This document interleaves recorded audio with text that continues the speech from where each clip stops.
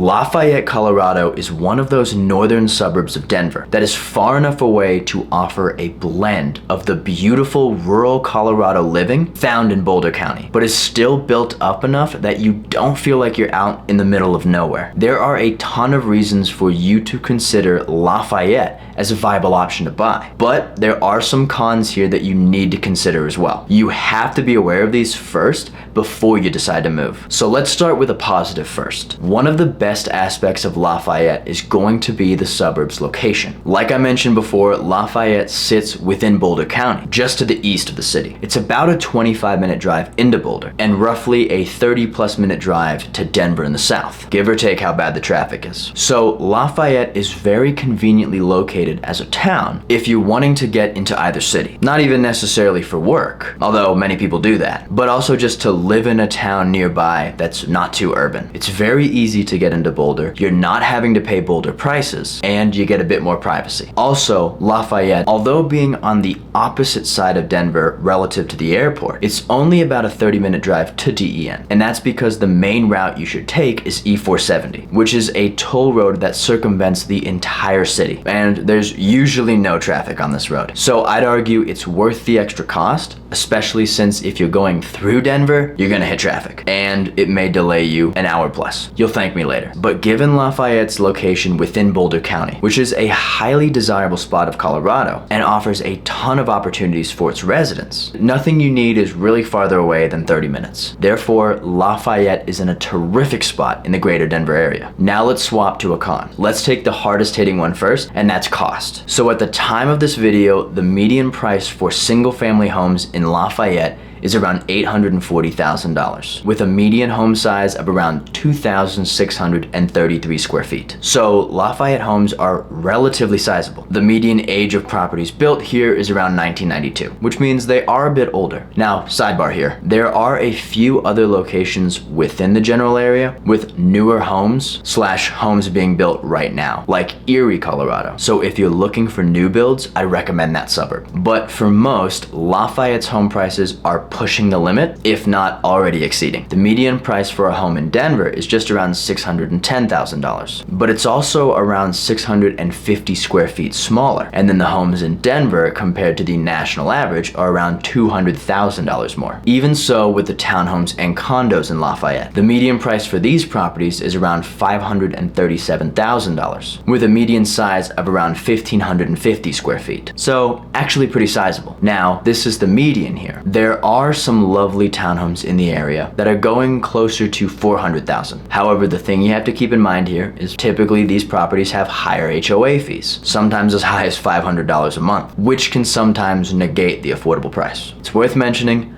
Lafayette is definitely an expensive suburb. Now, another pro is that Lafayette is a smaller town. Now, I say smaller town, not small town, because it's still a built-up suburb, but a lot of suburbs much closer to Denver are way bigger and way more built up. Plus, they're more compact. What I mean by this is that being much closer to the city, all the suburbs are stacked in between each other in all directions, making it more so a sea of houses than anything else. With Lafayette, you're right at the southeastern edge of the county, and anything to the north and northwest is unincorporated Boulder County, which has a lot of open areas. Yes, there are houses here too, but it's much more rural compared to anything south. Now, I've said Lafayette is a smaller town because being relatively built up, it's unlike those small towns you'll get farther away from the city, especially as you're heading east out on the plains. So you still get that suburban feel. And this actually ties into the next con, because since Lafayette is only about 9.5 square miles, with a population of 30,000 residents, most of the land within the town is neighborhoods. Ergo, there's not a lot of open land for the outdoors. Now, Boulder County prides itself on being able to offer its residents opportunities to enjoy the beautiful outdoors along the Front Range. And it does. And thankfully, from Lafayette, it's not too much of a drive to any of these spots. But within the borders of Lafayette itself, well, the opportunity opportunities are limited. That's not to say that Lafayette is a concrete dystopia. There are some local parks, golf courses, and hiking trails to enjoy, of course, but it's not really anything noteworthy. I'd have to say, if you're looking for suburbs that have intentionally designed the town to include several sizable parks and recreational opportunities, check elsewhere. Like the town next door to the west, Louisville, which has a considerable amount of parks and open areas to enjoy. I'd recommend checking out my videos on this suburb. So I guess the silver lining here is that the drive to outdoor locations within Boulder County isn't all that bad. But to bring the point home here, within the town limits of Lafayette itself, there really isn't much here. Now, something that Lafayette does have as a pro, however, is its schools. Being part of Boulder County, Lafayette is also part of the Boulder Valley School District, which has been ranked the #1 school district in the greater Denver area, according to niche.com, has a graduation rate of 92%, an average SAT score of 1280, and an average ACT score of 29, with a large number of BVSD graduates attending ranking universities like CU Boulder. Not surprising, given that it's right down the street. But in Lafayette itself, there are several A-ranking schools here, ranging from elementary to high school. Centaurus High School has a 91% graduation rate, an average SAT score of 1230, and an average ACT score of 27, with many students reporting attending universities like CU Boulder and Colorado State, as well as the Colorado School of Mines, which is a very difficult and prestigious college. Also with this, there is one school to mention a bit to the north, technically still within Lafayette, and that's the Dawson Private School. This is a K-12 school, which has been ranked the 3rd best high school for STEM in the entire state of Colorado, has a 100% graduation rate, with an average SAT score of 1310 and an average ACT score of 31. Now, there is a tuition rate here, specific to the grade your child will be in, so I'll include a link below where you can check more of this out. But just so it's clear, Lafayette does have some high-performing schools, which make it a great pick education-wise. Now, the last con on our list is Lafayette's traffic. The town's location, our first pro, makes it convenient to get into places like Boulder and Denver, or even Longmont, Colorado to the north. However, a side effect of this is that any incoming traffic from these locations or from surrounding suburbs trying to get to these locations all intersect through Lafayette. If you drive through the suburb, you'll notice most of the roads are 2-lane roads, even coming from other suburbs. So a lot of communities with routes heading into these areas